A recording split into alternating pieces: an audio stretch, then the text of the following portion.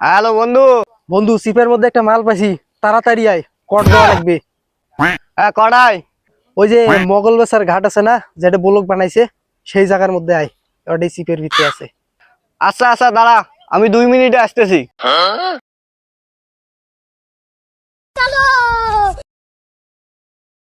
বন্ধু কড়াই কড়াই। আরে ওই ওই ওই ওই সিপের মধ্যে আছে, চল। ওই সিপের মধ্যে।